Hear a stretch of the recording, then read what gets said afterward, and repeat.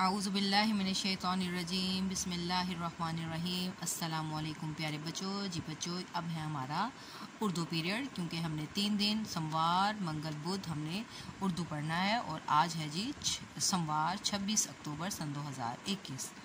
तो जी बच्चों, माशाल्लाह से हमारे 11 रोज़े मुकम्मल हो चुके हैं। हमारा दूसरा अशरा स्टार्ट हो चुका है। इसको मग़फ़िरत का अशरा कहा जाता है, यानी कि जो अब 10 से लेकर 20 तक जो होंगे ना अशरा, यानी कि 10 से लेकर 20 तक जो रोज़े 10 हैं, इसको सेकंड अशरा यानी कि दूसरे 10 कहा जाता है। और ये क्या कहते हैं, मग़फ़िरत का जो है अशरा कहलाता है। इसमें ज़्यादा से ज़्यादा इस्तग़फ़ार पढ़ें और अल्लाह ताला से माफ़ी मांगें जो हमने बहुत सी गलतियाँ और कोताहियाँ की हैं। इसमें तीसरा कलमा भी पढ़ा जा सकता है और अस्तग़फ़िरुल्लाह रब्बी मिन कुल्लि ज़ंबिन व अतूबु इलैहि भी ये पढ़ी जा सकती है दुआ।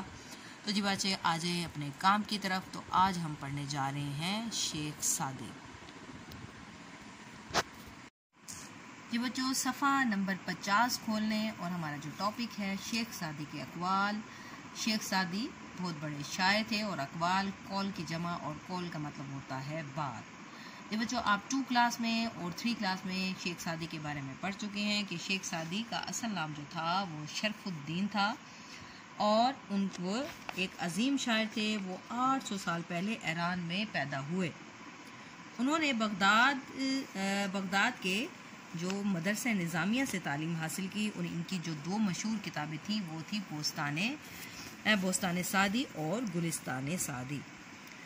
तो कुछ अल्फाज हैं आपके, इसमें चैप्टर में नहीं पढ़ूंगी, इसमें से कुछ अल्फाज हैं जिनको आपको समझाने की ज़रूरत है। इसके मैं और आपको इसका औरली खुलासा भी बता देती हूँ जो कि आप खुद से लिखोगे। जी पहला लफ्ज़ है जी यहाँ पर लक़ब। लक़ब क्या होता है? वो नाम जो किसी खूबी की वजह से मशहूर हो जाए तो वो लक़ब कहलाता है। और यहाँ पर जो शेख सादी का जो लक़ब था वो हकीम मशरिक था। इसके बाद जो लफ्ज़ है वो है मुअल्लिम इखलाक। मुअल्लिम इखलाक यानी कि इखलाक की तालीम देने वाला, दूसरों को इखलाक सिखाने वाला। जो कौन थे? वो शेख सादी थे। इसके बाद है जी उन्होंने नसर भी लिखी, उन्होंने नज़में भी लिखी। और नसर क्या होता है? यानी कि जो इबारत होती है वो नसर कहलाती है। इसके बाद लफ्ज़ है जी मसनवी। लफ्ज़ है मसनवी। मसनवी क्या होता है? नज़म की एक ख़ास किस्म जिसमें कोई मुसलसल एक ही बात की जाए वो मसनवी कहलाती है। इसके बाद लफ्ज़ है जी अदब आलिया, यानी कि ऐसी मुस्तनद और म्यारी अदब, यानी कि वो जो उसमें आपकी जो मुस्तनद जो लोगों में बार बार और ध्यान से पढ़ा जाए वो कहलाता है अदब आलिया। तो इसका खुलासा क्या बनेगा बच्चों? इसका खुलासा है कि खुलासा ये होता है कि सबक की जो ख़ास पॉइंट्स होते हैं वो लिखे जाते हैं। तो आप इसका खुलासा इस तरह बनाएंगी कि शेख सादी का पूरा नाम शरफुद्दीन, लक़ब क्या है? हकीमुल मशरिक और मुअल्लिम इखलाक तखल्लुस सादी था। आप शिराज़ में पैदा हुए और आपने बड़ी लंबी उम्र पाई। आपने पूरी ज़िंदगी सैर व सियाहत की। बोस्तान आपकी शायरी की किताब, जबकि गुलिस्तान में नसर की शक्ल में हिकायत मौजूद है। दुनिया की बड़ी ज़बानों में इस किताब के तर्जमे हो चुके हैं। हिकमत व दानिश से भरपूर इनके कुछ जो अक़वाल हैं वो दर्ज हैं। दुनिया का माल ज़िंदगी के आराम व सुकून के लिए है, ना कि ज़िंदगी माल जमा करने के लिए।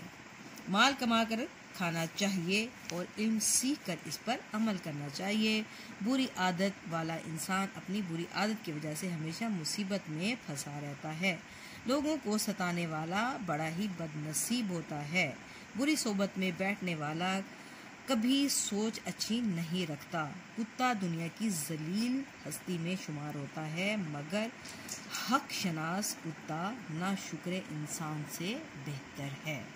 ये आपका हो जाता है खुलासा। अब आ जाए इसकी बैक एक्सरसाइज की तरफ। तो जी बच्चों, शॉर्ट डेट लिखें। आज है जी 26/4 सन 2021। कॉर्नर पे आप लिखेंगे जमात का काम। तो पहला सवाल है मुख्तसर जवाबात दें। ये इंशाल्लाह हम कॉपीज पर करेंगे।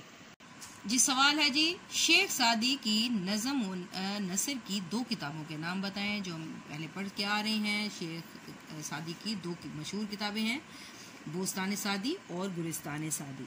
जो बोस्ताने सादी है वो नसरी है, और जो गुलिस्ताने सादी है वो है उनकी शायरी की। इसके बाद है जी दर झैल मुरक्कबात का मफहूम वाज़े करें। तो वो है जी सबसे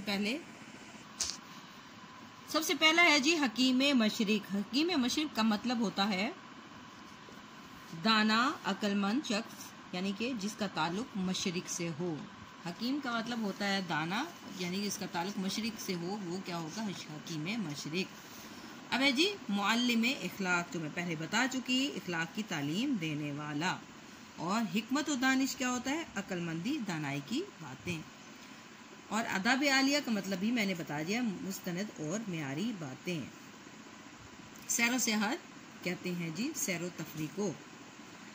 अब है जी अल्फाज के मायनी। माल का मतलब होता है दौलत, सोबत होता है जी दोस्ती, हक शनास होता है हक को पहचानने वाला, और दानिश होता है जी समझबूझ या दानाई या अकल रखने वाला। अब है जी मुतज़र अल्फाज के मुतज़ाद। मुतज़ाद क्या होते हैं, एक दूसरे के उलट अल्फाज। दुनिया का क्या होगा, आखिरत। दोस्त का क्या होगा, दुश्मन। बदनसीब का होगा खुश नसीब।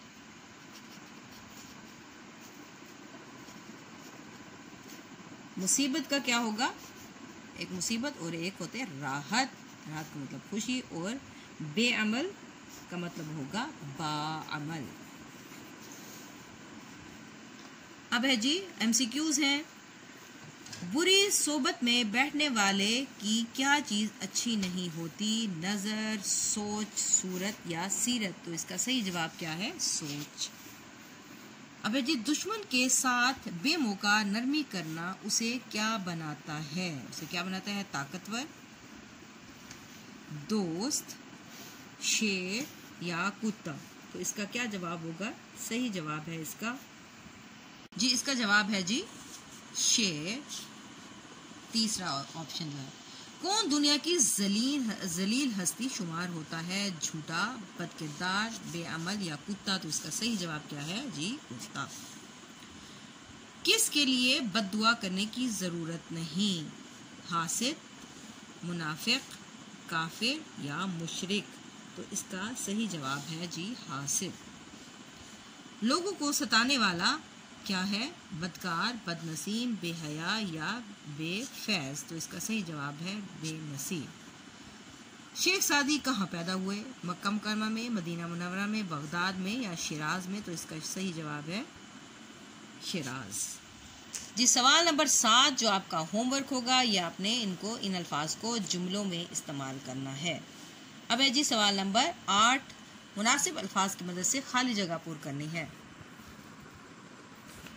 दुनिया का माल डैश के आराम व सुकून के लिए है। तो इसका सही जवाब है जी, इसका जवाब है जिंदगी। नंबर 2 पे है बेअमल आलिम ऐसा है जैसे अंधे के हाथ में मशाल। मशाल का मतलब होता है लाइट या चराग।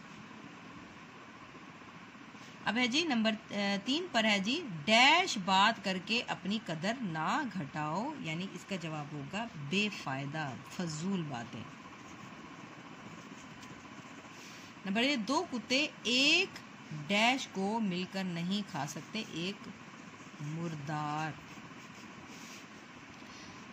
अगर तो दुनिया की नेमतों से फायदा उठाना चाहता है तो लोगों पर डैश कर, तो लोगों पर क्या कर, एहसान कर।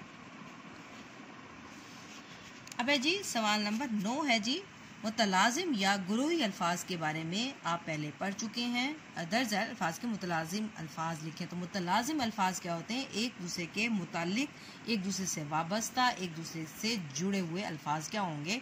अब जैसे ज़मीन है तो हमारे जहन में इसके साथ लाजिम क्या होगा, इसके साथ यानी कि पौधे आ जाते हैं, रहन सहन हो गया, रौनक हो गया, ये ज़मीन के साथ लाजिम है चीज़ें। अब उन्होंने पूछा है बादल, तो बादल के साथ हमारे जहन में क्या चीज़ जुड़ी हुई है, इसके साथ हवा, बिजली, बारिश या आंधी वगैरह, ये इसके साथ लाजिम है। अब है जी लफ्ज़ बाजार। तो बाजार के साथ हमारे जहन में क्या चीज़ें आती हैं कि बाजार में क्या कुछ होता है, कपड़े, जूते, दुकानें वगैरह, दुकानें, ये इसके साथ लाजिम चीज़ें हैं। इसके बाद है जी जंग। जंग के साथ हमारे जहन में क्या आता है, जंग लफ्ज़ सुन के जी, क्या, हथियार, तोपें या बॉम्ब वगैरह। इसके बाद है जी लफ्ज़ पहाड़। तो पहाड़ के साथ क्या आएगा, चट्टानें, टीले और नदियाँ वगैरह, चश्मे वगैरह, ये चीज़ें भी आ सकती हैं। इसके बाद है जी शादी। शादी के साथ हमारे साथ क्या है, जैसे मेहंदी, दूल्हा दुल्हन वगैरह, दूल्हा और दुल्हन वगैरह। तो जी बच्चों, ये हमारा काम मुकम्मल हो गया। आपका जो होमवर्क है वो है, आपने इनके अल्फाज के मायने जो कि आपके बुक के बैक पे मौजूद हैं, वो आपने इनके अल्फाज मायने आपने लिखने होंगे। ओके बच्चों, टेक केयर, अल्लाह हाफिज़।